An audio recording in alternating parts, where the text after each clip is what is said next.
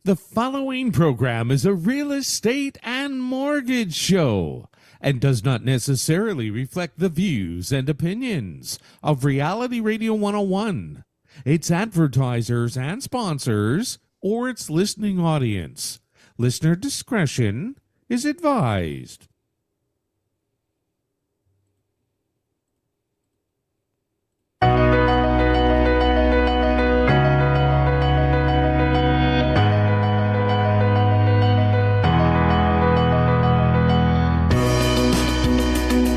Good morning and welcome to Your Home, Your Money with your hosts Randy, Jackie, and Anthony right here on Reality Radio 101. To contact us right now, send us an email in studio101@gmail.com.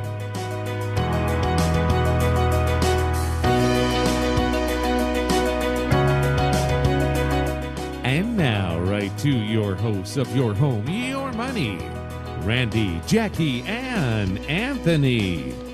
Hello, y'all. Good morning.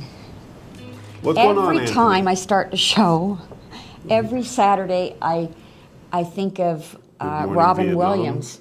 Every time. Robin Williams? Yeah, Does he it- did that. Good morning, Vietnam. I don't know what the movie was called. Oh, yeah.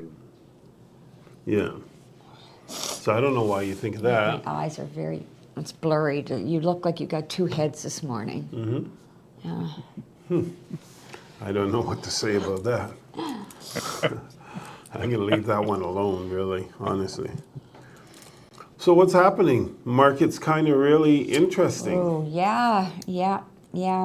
In this market,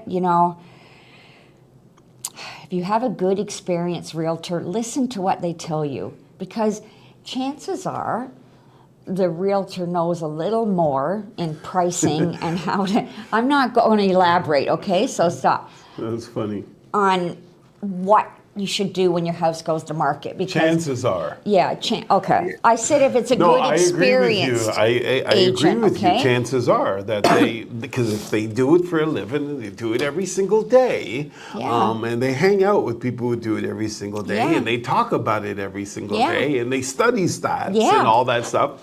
They probably know Yeah, a little bit because, more than I mean, you and yeah, your neighbor. you can and really your- hurt yourself. And the guy at the grocery And store I'm not who gave you mentioning advice. I'm not mentioning anything. I'm just putting it out there that if your realtor gives you a price and a strategy when you put It's your house on the probably market, the best way to go. you should listen to them But because as we discussed you see the results. As we discussed last week, where we had a difference of opinion on the show, Anthony felt that that it shouldn't be necessarily the seller; it should be the market that determines it, the pricing and that.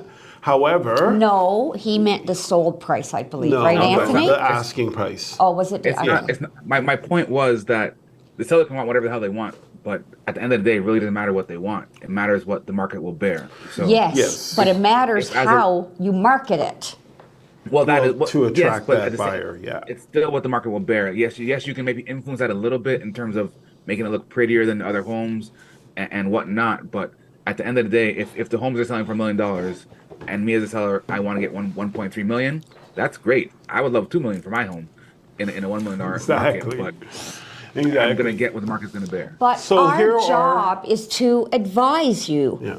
To, and I mean, and if I'm advising you of something, I got it backed up. I can show you why. We spent hours Yeah, like, I mean, figuring out your it's- neighborhood. When I'm going to list a home in the week that it's getting ready, waiting for photography and all that, every day, well, I check the board every day anyways, but every day I see what's Specifically going on about you.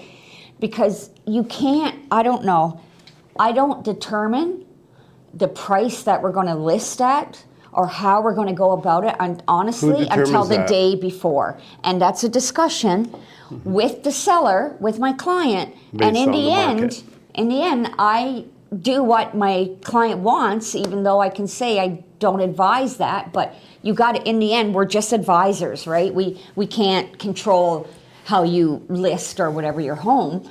Well, we can. But it can 'cause hurt we you, and can- I'm seeing. We can just say no. Yeah, and I'm seeing that right now with one. Well, here's the thing. I can tell you right now, I can think of two properties that every single week we do a full analysis again of the week's activity. What's happened in your neighborhood, how many souls are listed, how many sold, how many came off of the market, how many new ones came onto the market. Now run some ratios so we understand what's going on. And I'm going to give you two extremely different ones, two different areas. And this is where the market's extremely confusing. One of them is a 1 in 6 chance of selling. 1 in 6. So as a seller, you would say that that's a very, very difficult neighborhood to navigate. There are 28 active listings in that marketplace right now. So the chances of those homes selling, actually there's a much higher chance that they won't sell even when they are priced right. And then we have another neighborhood, which is a 1 in 2 chance of selling. So it's a much better opportunity of selling. And so these neighborhoods are in different parts of the city. However, this is how extreme the marketplace is. So, one of them have a 50-50 chance, and one of them have like a 20, not even 20. What is 1 in 6, Anthony? 1 in 6, around 17%. 17% chance of selling. And then, even though that's your opportunity to sell, you still have the period of time and the number of showings that are needed to get you to that point. So you have a number of forces against you. You have the competition with the ratios of how it sells, and then you have the actual time, the number of showings that you need to get. And right now we're in a declining market. So what we're seeing right now is properties are taking longer to sell, more properties are coming to the market, and less transactions are taking place. None of those indicators are in favor of sellers. So buyers out there who are excited about what's going on, it is actually for the first time in quite some time starting to work in their favor. Because what was happening before is prices were coming down. But while prices were coming down, interest rates were going up, and therefore their carrying costs were becoming more. So the buyers weren't saving anything, even though prices may have dropped hundreds of thousands of dollars. They actually had to pay more money per month to carry that home. So it's no deal. But right now we're starting to see the market shift in such a way that interest rates are being, if they're not being held, or slightly down or slightly up, which we may find out close in the future, at least there's a level. There's not a fast increase. So while prices are starting now to have downward pressure on it, buyers may start to find that deals may come to the table. The one thing go ahead. Just to add on it. So yeah, I agree with everything you said. There are probably more. There's more deals and more. Not even deals, but there's more options as well. Like you're not going to go into a bidding war as often as you would have a year ago. The only issue is while the prices are down, like maybe month over month, they're still up year over year, right? So you're still paying more, but you have more choice. If you have the money, you don't have to if you have the money and something you like, you can most likely get it. Versus last year it was you can maybe get it, but you're gonna have to bid up somebody else, right? So you can finish your thought. Sorry. Yeah, no, I agree. I agree with everything you said there. And so so you got, as Anthony is saying, you got prices are actually increasing year over year, but decreasing month over month. And right now, traditional numbers are year over year. When you look month over month, you have to be really careful because you have to understand the cycle of the real estate marketplace. So even though prices may be coming down, if the prices are coming down during a cycle where the prices are supposed to come down, it's no big deal. If they're coming down faster than what they normally trend, that could be an issue. But when prices are supposed to be increasing month over month and they're decreasing, that is an issue. And that's kind of where we're at right now. You took a breath. With that being said, I wanted to, because I forget things very quickly, guys. Like I sometimes forget You stuff. got pen and paper, just write it down. I like butting in though. Okay, go ahead. Don't take that pleasure away from me. Anyways, I am seeing out here in Durham region a lot more homes with the escape clause in them, which, and like, not the million, I'm seeing a lot of it with like the 2.5, 3 million, 4 million. And what that is that sometimes in a market like this, you want to move, either downsize or upsize, whatever, but you're scared because you're worried that if you buy something first, you may not be able to sell your home. So what the escape clause allows you to do is it allows you to buy that home with a condition. Sometimes there's a period condition on it where they'll say like for a month. And it's an escape clause. And that escape clause acts that within 48 hours, you give a notice and you can get out of that conditional deal if your house is not selling. But it gives you an opportunity to not miss out on the house that you want, and you get a chance to put yours on the market and sell it before you even have to firm up the other one. So I'm seeing a few more of these in Durham region right now. Well, Sorry. we're seeing everything. We're seeing that. We're seeing more power of sales. We're seeing lots and lots of inventory coming to a market. We're getting more calls from mortgage brokers looking for our opinion on situations where sellers are in some pretty tumultuous times. They have to do something pretty drastic. So life is not easy out there. And even talking to the stager that staged the listing we just did a day ago, I said to her, because she's not our normal stager on vacation, but I know this lady, she's really good at what she does. And I said to her, how's business? And she said, it is crazy. It's unbelievable. She said some days she is staging 2 homes in a day. Typically, that's not the norm. And she said, unfortunately, it's kind of tough because a few of these are people that don't want to leave their home, but they're forced to because they can't afford their mortgage anymore. So it's a little sad. Is somebody out at the front? Oh, that's okay.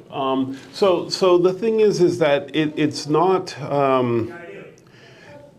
an easy situation right now.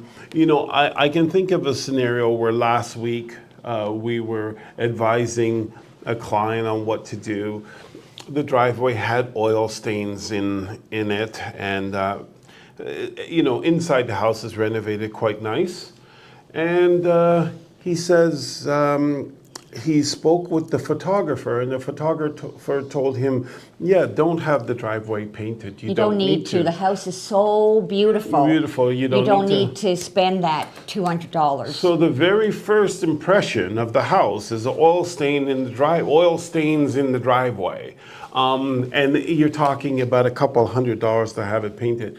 It's like, why are you listening to the photographer or to the guy at the corner? Because they're store, saving money, and that's what they want to do. Yeah. Well, I mean, What this house? What was it selling for? What was it going to be listed at? no, it was a lower priced home. It's listed at in and around 800,000. However, that isn't the point today. I know, but my point is like you're selling an $800,000 home and you're worrying about $200. Exactly. Yeah. Also, Yeah. like, that makes no sense. Like, and to listen to the photographer, like what's and they were very serious when they were saying this, and I said, so the photographer told you that, did you? So how many homes did he sell last week?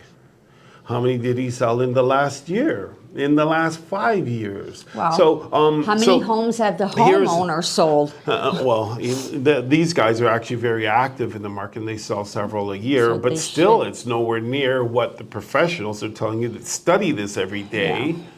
And people, and right now, people are thinking that the market is a hybrid of what the market was a year ago. And it's nothing like what the market was a year ago. A year ago, the prices were coming down. The market was a tough marketplace to navigate, but all the indicators were positive. Sales to new listings were positive in a strong way for sellers. Months of inventory was extremely low in a strong way for sellers. Average days on market were extremely low in a strong way for sellers. Inventory was extremely low in a strong way for sellers. All the indicators were positive. Today, that's not the case.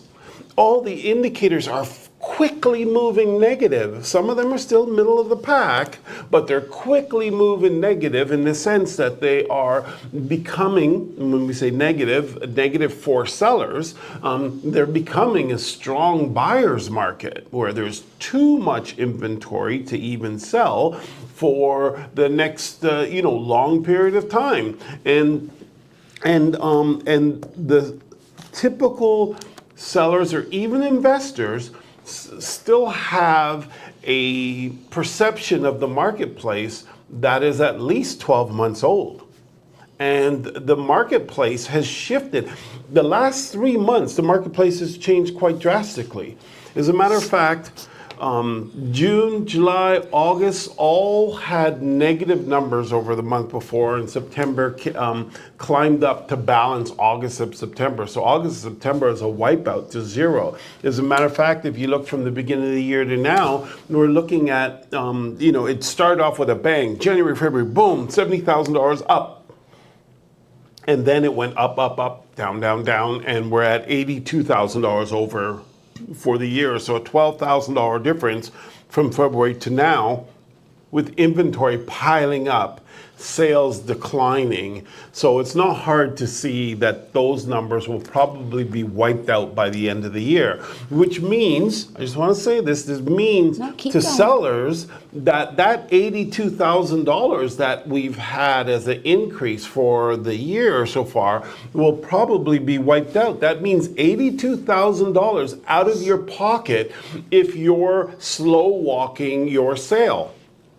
Because you think, oh, I want to get this extra 50,000 here or extra 70,000 here. At the end of the year, the market is $82,000 below what you had, what it was when you went on the market, and you are still $50,000 above. Even though you've come down, but the market's moving down also. So it's really, really tough because the mindsets are not.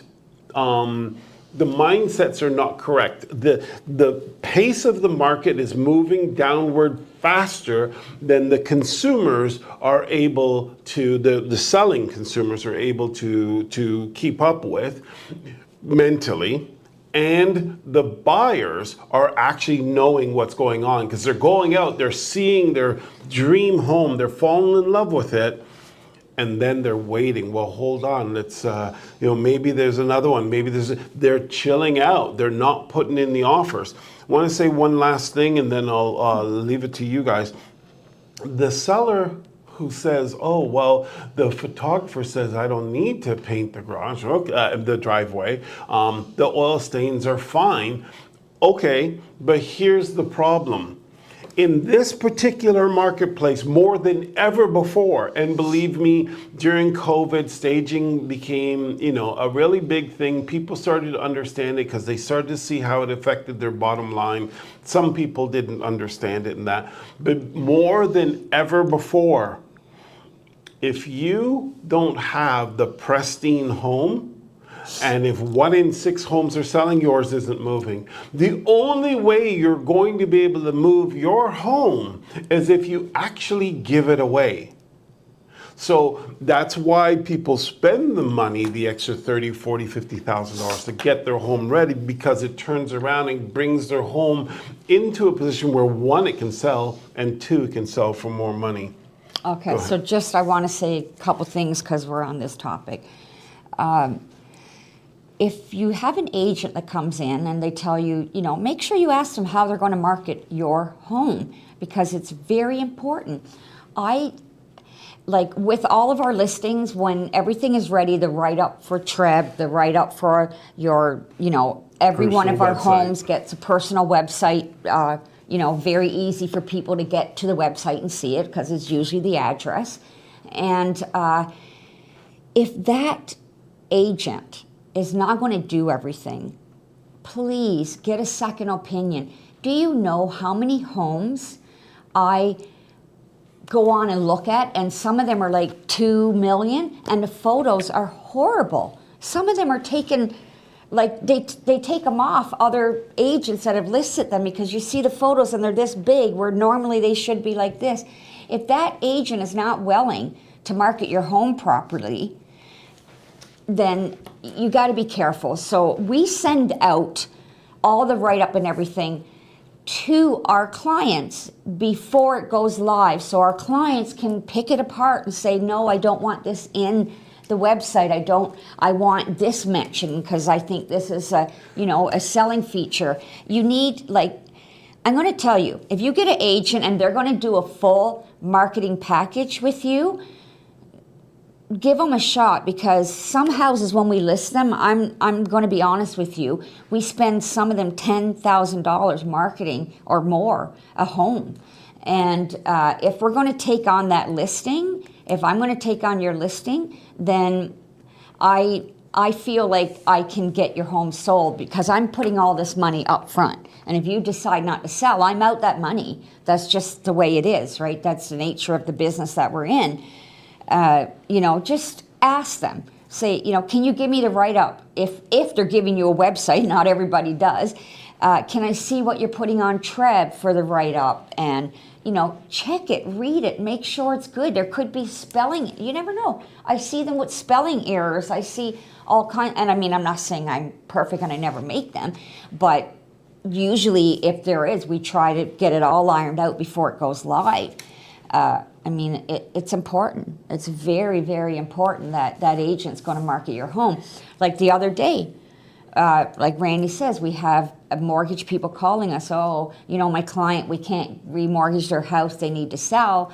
And, they're with this agent that they don't think is doing the best for them, because we go on and we look at this home and it's over $1 million home, and there's one photo on the listing, one photo, and a crappy photo at that. There's no photos anywhere else. So how do you think, and especially if you're going in power of sale, let's see, because some people, what's happening, they're trying to scrape and scrounge and find the money, but they can't.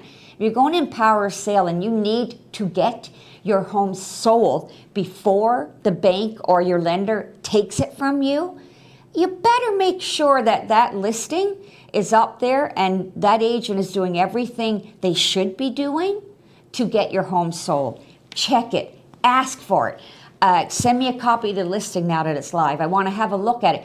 Like, how are these agents listing to $2 million homes, and some of I don't understand why you don't understand that.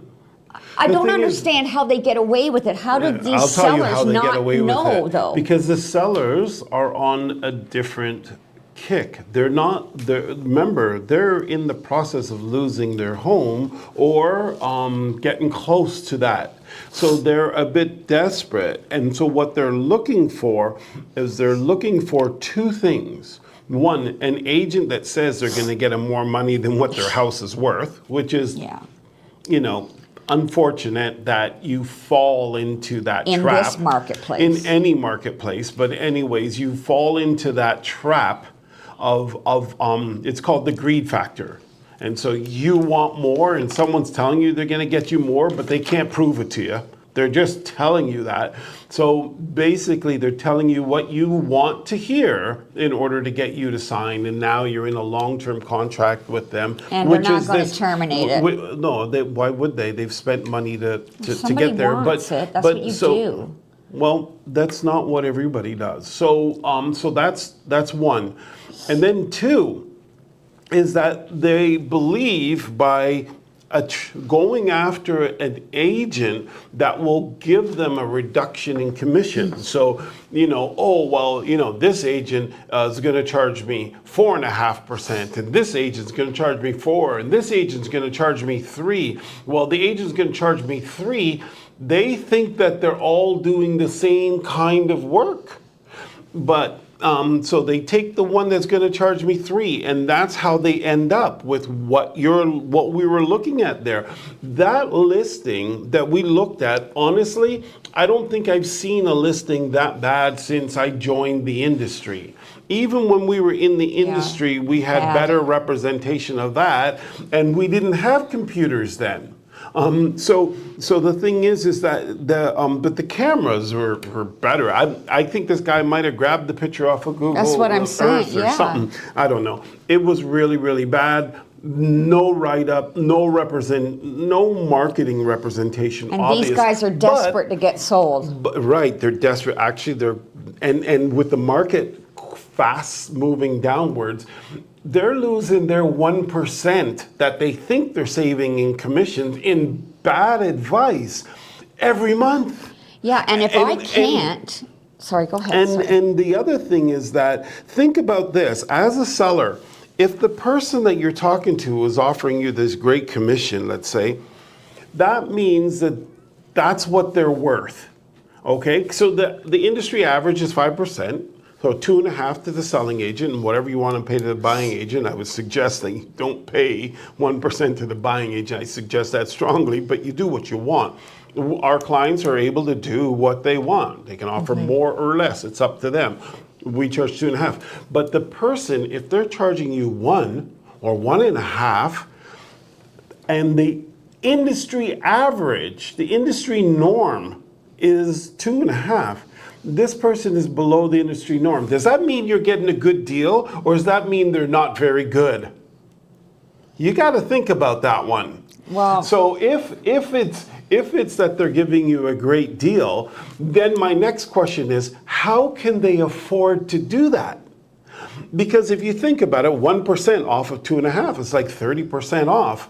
Where do they get the money to market your home to try to get you more money? Well, here's the Where thing, can they do it? And I want to say one more thing before you jump in. So that's one. Two is they're not able to negotiate their own commissions. That's their money for their family. Because remember, when you get paid, you're not just paying that realtor. The money pretty much gets split 50-50 between the buying and the selling agent. It then gets split with the brokerage and the agent, and then if the brokerage if they have a team, it gets split with the team, and then the money gets split with the government. So they're not getting the lion's share of that money. As a matter of fact, it's a small portion of that money. So if they can't negotiate for themselves to get an average paycheck, and I know you guys cut big checks, but just like I explained to you, it gets split up in many different ways. If they can't negotiate their own paycheck, how are they going to be in the negotiations of your money? I have people that I work think about with that ask me for a discount, and I honestly tell them, and that sometimes they don't understand why, but I tell them that, I may not be the agent for you, because I am not going to put a listing that I can't, think about it, okay? You own a store. You display. Yourself is on display when people come into that store. Oh, it's clean, it's tidy. They want to come back for whatever reason. Well, for me, if I can't market your home the way I want to, then that's a home I'm putting out there that I'm not happy with. And I tell people, I'm not the agent for you in this case, and I'm not scared of letting the listing go. And in this case, when it happened, it was a couple months ago, lady called me back and she said, no, can you just get my house to market? And, and I said, are you sure? Because, you don't have to go with me. And, so we listed the house. We listed at a price that she wanted because we weren't doing no holding back offers or nothing like this. We got one offer on the house, and the offer came in at asking price, so my client was very happy with it. And I thought, no, I'm not leaving it at that. And I'm not tooting my own horn, but I'm just saying. Sounds like you are. Yeah, okay, well, I am then. But anyways, I ended up getting her $40,000 over asking price with only one offer. But the reason, sorry, just to keep that in check, the reason why you're able to do that is because you're able to recognize through your conversations with the buying agent that there's more money to be had from this deal. And so you always try, but you never 100% know until you're making those exchanges. Yeah. So she found that exchange and was able to capitalize on it. So how does saving 1%, which would have been, 1% on that would be $20,000? No, it was $1 million and change, the $10,000 and change. So if she could have hired a discount agent, I would tell you the very first thing is you wouldn't even have gotten the full price offer because that was a negotiation all within itself. And then you wouldn't have gotten the extra money. Because I'll tell you, conversations, and we have them with agents all the time. You call and you say, well, what's going on with the house? I don't know, but the seller really needs to sell, so, bring me any offer and I'll work with it. Well, how does that get the most amount of money? But that's a discount agent's negotiations techniques and skills. So the thing is, not to harp on this too much, the thing is that it is not only the agent's issues, it's also the seller's issues, because the sellers are falling into two traps, which are natural traps for human beings. One is the greed factor. The greed factor is really simple. You walk into a house, you know it's worth $1 million. That's probably where the market's going to be. But if we do a few things, we might be able to stretch it. If we can grab two offers, we can do this and do that. And you get another guy that walked in there, oh, nah, he's giving the house away. I can get 1.2 for it. So the seller's excited about the 1.2, but he has absolutely nothing to show you that 1.2 is possible other than the greed factor. So then you as a seller is thinking, holy smokes, this guy can do 1.2. You believe it, and he's going on like he believes it because it is a technique. And then he throws in, well, I'm not sure. Okay, well, I'll do it at 2% or 3%. So he throws that in, and now you're like salivating over it. And sellers are getting caught in that because, for a number of reasons. I would say just hold back, be careful. Not saying to hire us. I'm not saying to do any of that. No, there's a lot of really great agents out there, okay? Yes. Not just us. No. I mean, there's a lot of really good ones that do care about getting your house sold and getting you the most. So, I'm not saying that we're the only ones. There are many. But today, more than ever, you need to get this part right. Because in a quick, crazy market, chances are anyone can sell your home for good money. For good money, not the top dollar, because the top dollar takes skills. In this market, the agent you select is very important. So don't be scared to ask the hard questions. Don't get a full presentation. Yeah, and don't be, bullying is probably not the right word. Don't be bullied into signing the paperwork right then and there. Don't do that. You take time and think about it. Choose your agent wisely. Yes. Otherwise, you're stuck with what you got. We still got a problem with our email, unfortunately. We're really sorry. Anthony, Gary, where are they sending it? Is Gary got any hold emails? on. Let them know where they can send. Then let's open up to Anthony. There's no emails there. So instudio101@gmail.com. Ladies and gents, if you want to send us an email, and we will read that on the air for any questions you may have. Um, yeah, I guess just not to add on, I guess go too far into what you're saying, but I think at the end of the day, what they're saying is that you get what you pay for, right? So I Yeah. kind of learned that with myself, or I like I have my phone, I always have headphones on, and up until like a year ago, I'd always go on Amazon and buy like a $30 pair, and they work nice for a week, 2 weeks. 1 year stops working, other stops working, and then you're like you buy another pair. So that goes on for like 5 pairs, and I might as well just pay $200 for the first time, gotten something good that works, and so forth. So it's kind of the same idea, right? Where Yeah. at the end of the day, you're going to get what you pay for, right?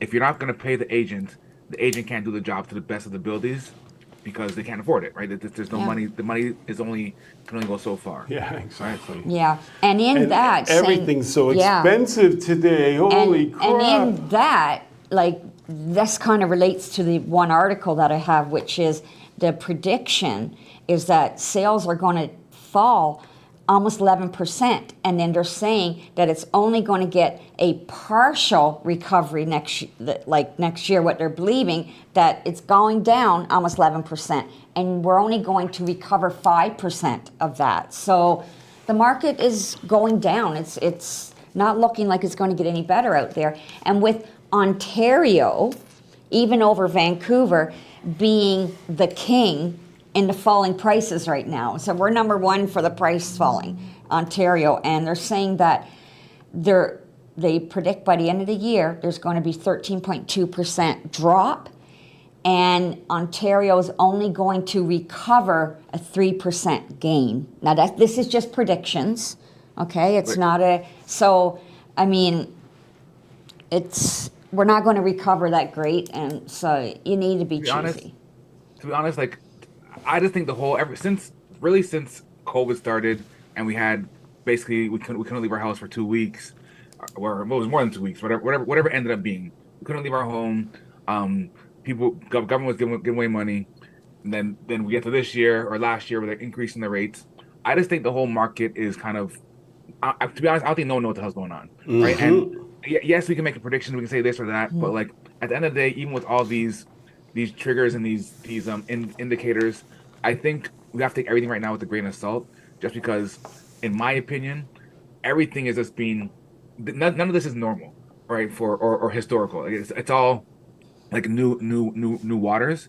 So it's yeah, you can take all these things and you can try to say, okay, what's going to happen, and you may be right. Like someone will be right, but I think a lot of people who are making these predictions are going to be wrong as well, right? But whoever is right is going to say like I told you so. But at the end of the day, they just hit the lotto max, right? They they I mean not lotto max because again there is some science to it as well. But at the end of the day, with all these rate hikes, with not being able to leave your home, with it was just pretty much craziness for Yeah. pretty much for 2 years, and we're still kind of in the middle of it with all these rate hikes and all this the things that are going on. So again, And personally, I do think the prices will go down, but we'll at the end of the day we'll see, right? It's just yeah.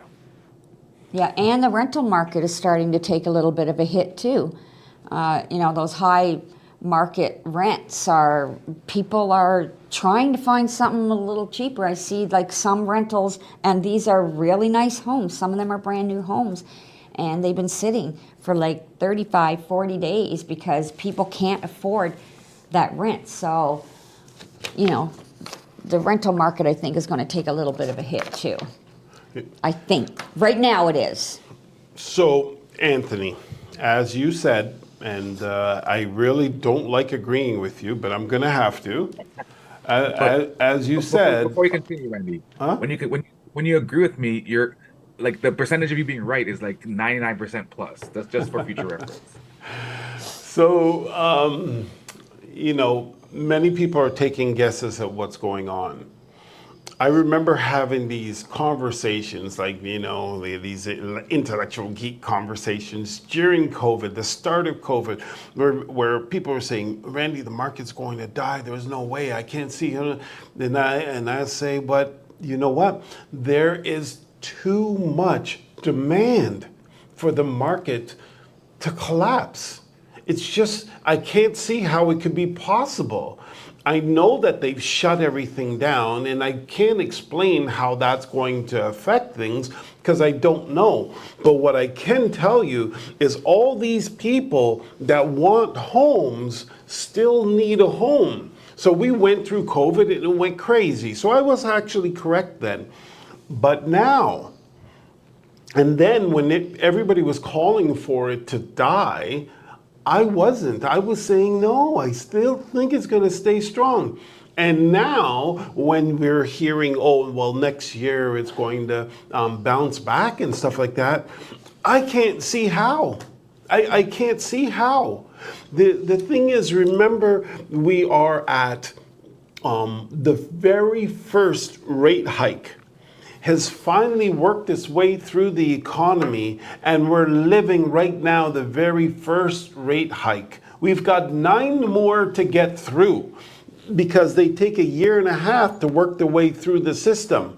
And so right now the first rate hike is hit, and we got a power of sales coming to the market like, wow. They're like, I think it's like 10 times what it was a year ago. But yes, a year ago it was there wasn't any. But now we're, so that's the first rate hike. So it's going to keep going. We have not. There's only, I think, 20 to 30% of the population that's feeling anything to do with the rate hikes. Only 20 to 30. 100% of the people who have mortgages are going to feel it in the next 2 years. That's when you're going to start to see what really the effects are. When people's mortgages go from $5,000 to $8,000, or from $2,000 to $4,000 or $3,500, when you start seeing that on top of all the extra costs, our costs to list the property today is actually not even affordable. To be honest with you, it's actually kind of scary in some ways as a business, looking at this as the business. Now, we kind of try to look at it from our client's eyes as opposed to ours, but from our eyes, it's kind of scary because the chances of a listing moving is rare right now. And sellers have a different expectation of the marketplace, which means that all that money you put out is going to be gone.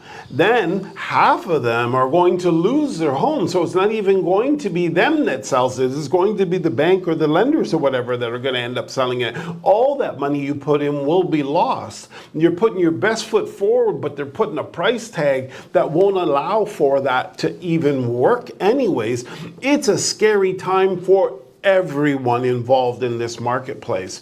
So I think moving forward, right now, it's more than obvious that the market has a lot of downward pressure on it right now. We are in the very first month of the rate hikes working their way through the system, and we're already experiencing havoc throughout.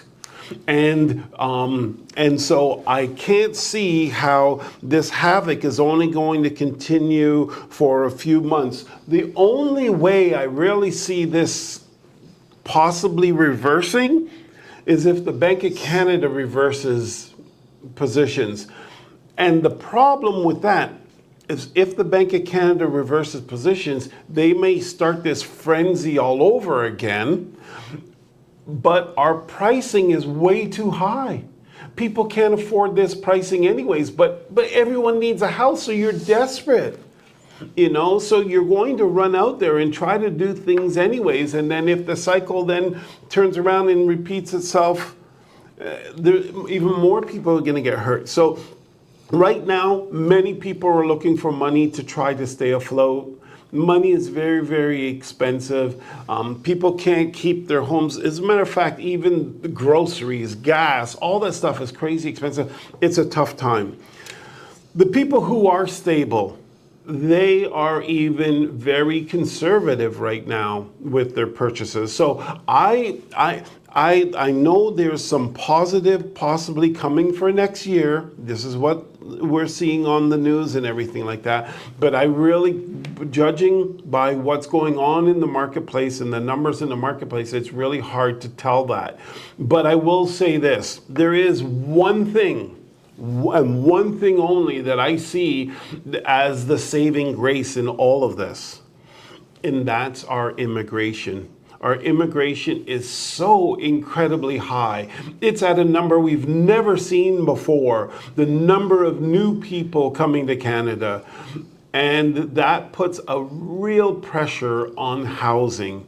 And housing can't be built fast enough to keep up with that. First of all, we couldn't keep up with the old numbers when they were trying to bring in quarter of a million people, 200,000 people. Now they want to bring in 500,000 people. We couldn't keep up with 200,000. Now we're going to be having 500,000 being brought into the system.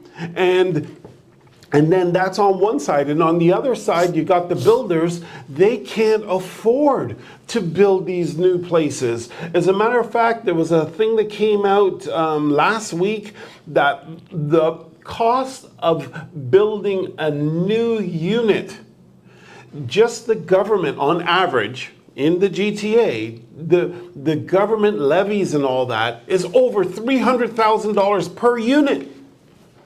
That's just the cost to the builder. Do you think that the builder is going to say, "Oh, I'll take that hit"? No, he's got to have profits. It all gets passed on to the people buying. So I don't know how low the prices can go. They can't really go too low to make sense. Then the builders can't build. It's not possible. The replacement costs can't be done. So because of that, the builders aren't going to be coming with this big influx of housing like what our government seems to believe they're going to be able to do and haven't been able to do for the last 10 years. So we're going to have low inventory. We're not going to have enough housing, and that will probably propel prices. So we got to see, these crosswinds are coming.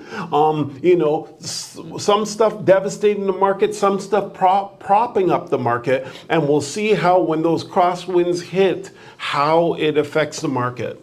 Well, the other article, it's the same thing.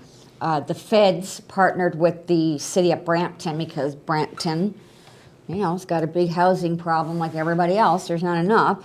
And they are giving them $114 million over the next decade, basically, to put in some new housing, which is, in the next 3 years, they're saying that we're going to do a little less than 3,200 homes, but over the next 10 years, Brampton will be getting 24,000 new homes to try to help in there, and that's through the Housing Accelerator Fund.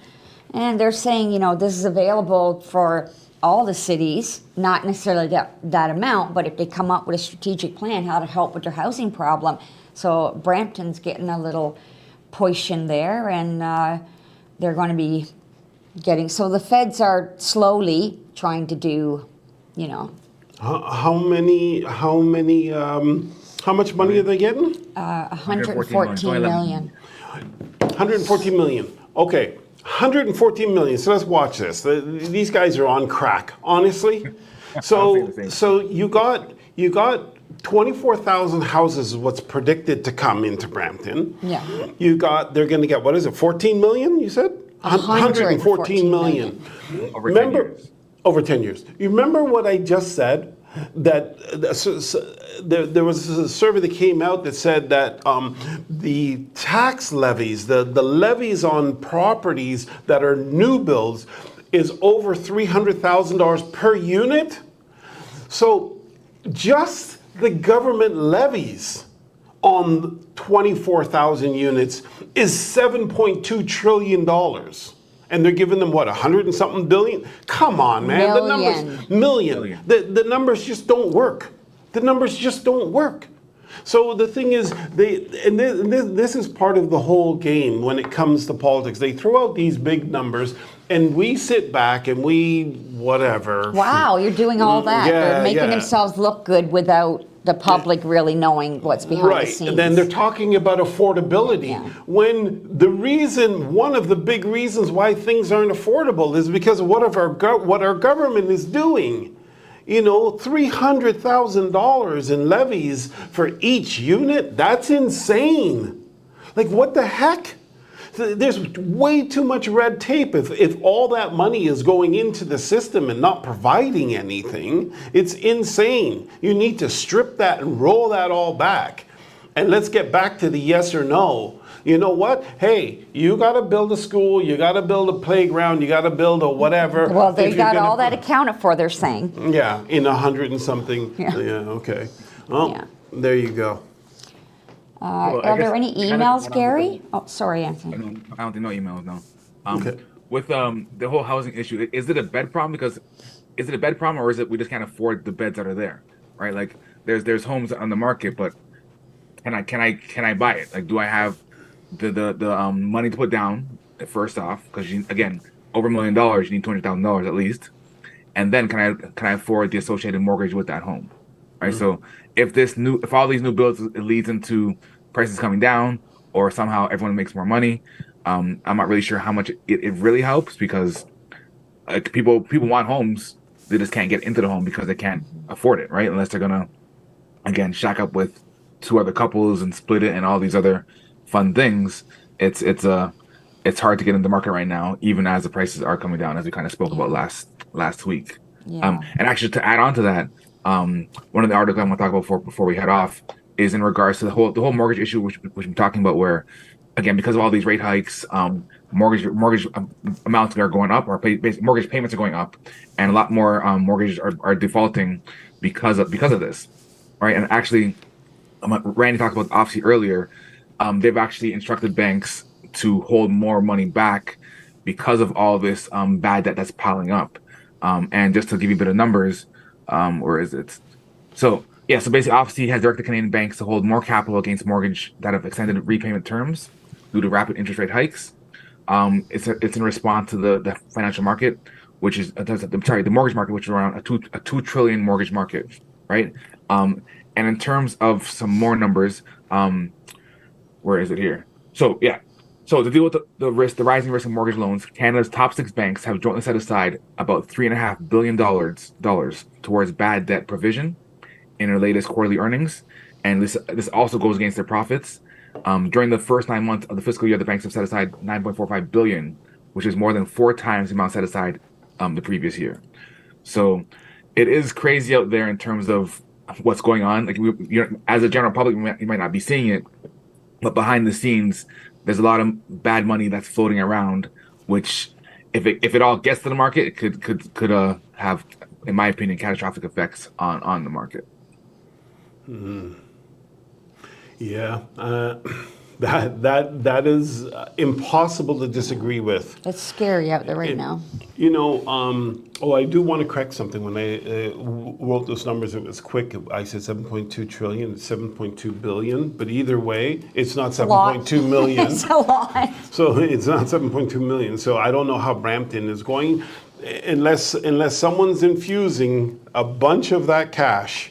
Their dreams, their numbers just don't even come close to working. If the government, they need to do something, they need to be, okay, I don't exactly know how to articulate this, but what I'm trying to say is the government needs to cut a break to the builders. They got to lessen this red tape, first of all, because these are things that they can do that they're not doing, like empower the builders a little. I mean, they're not going to build if they can't make a decent profit. It's just the way it is. They can't build if they don't make a decent profit. And be because careful with buying new right now, because you don't know in 2 years when you're supposed to be moving in.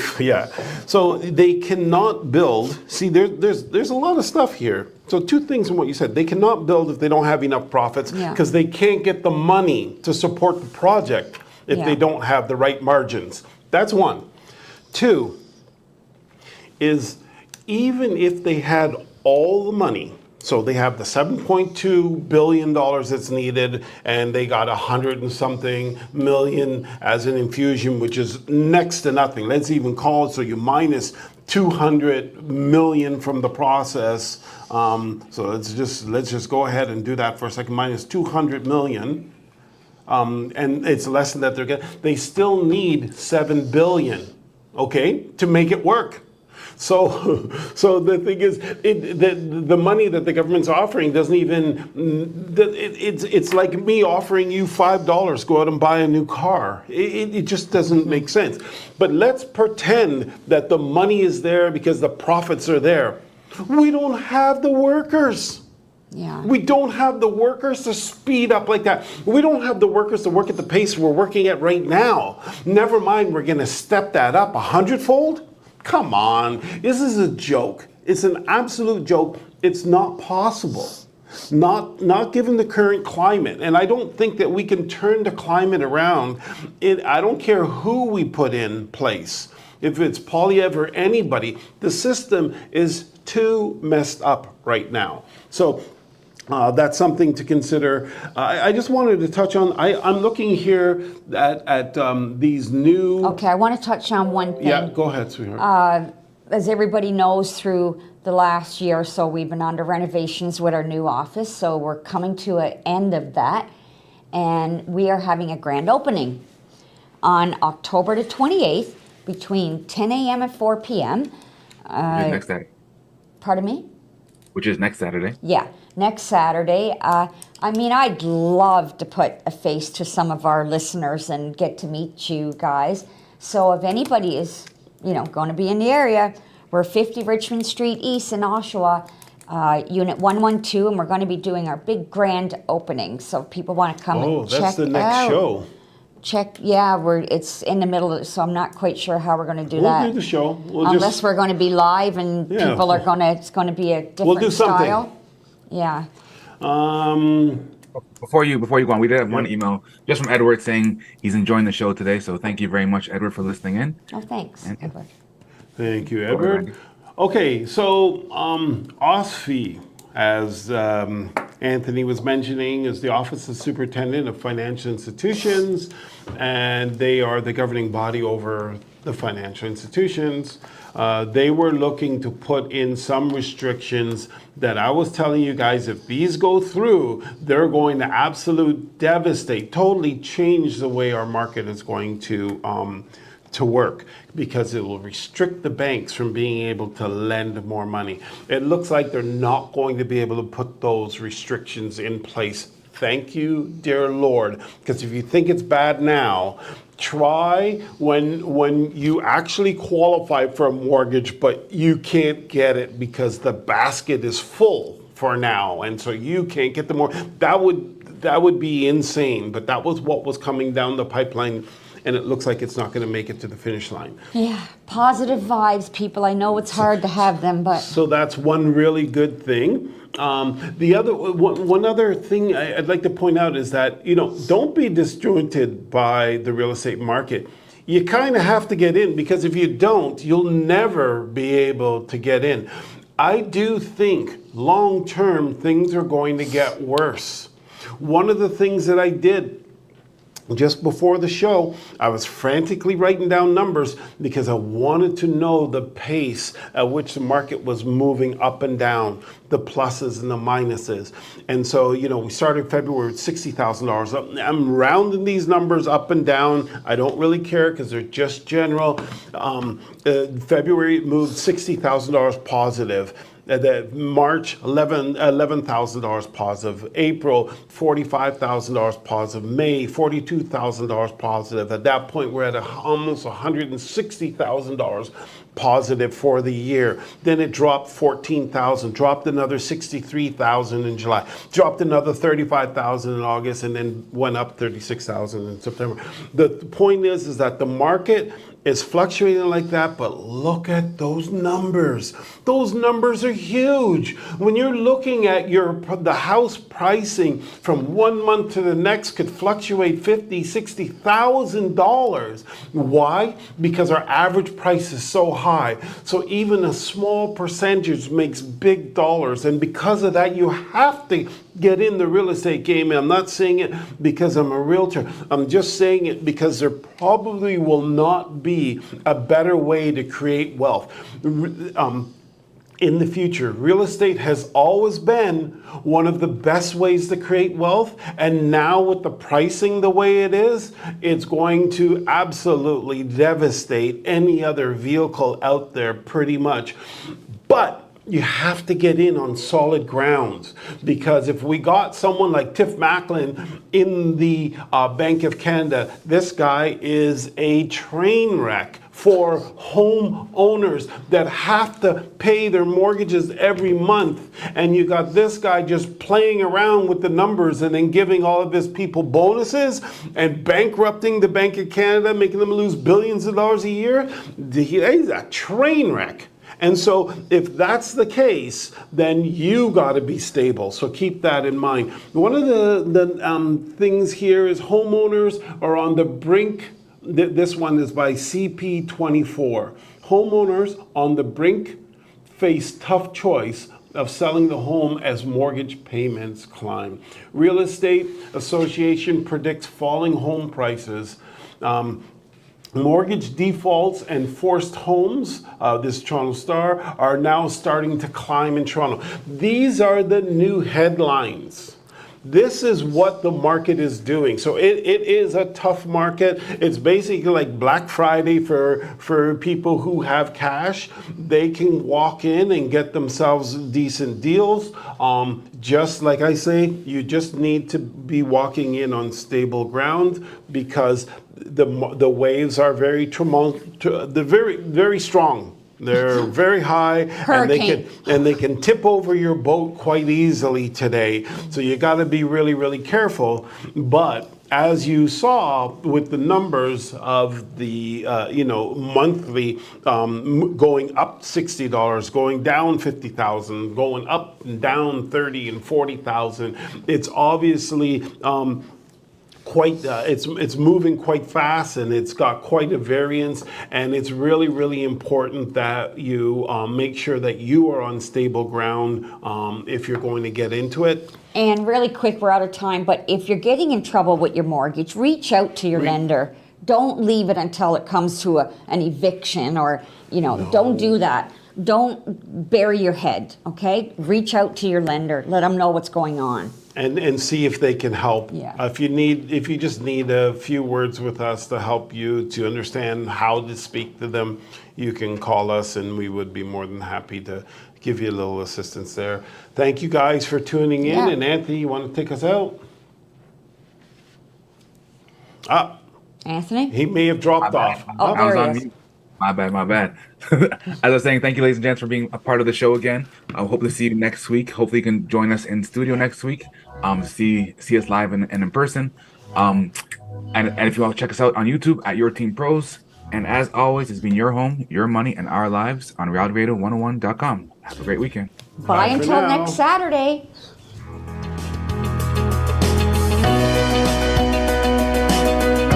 Thank you for listening to Your Home, Your Money with your hosts, Randy, Jackie, and Anthony, right here on Reality Radio 101.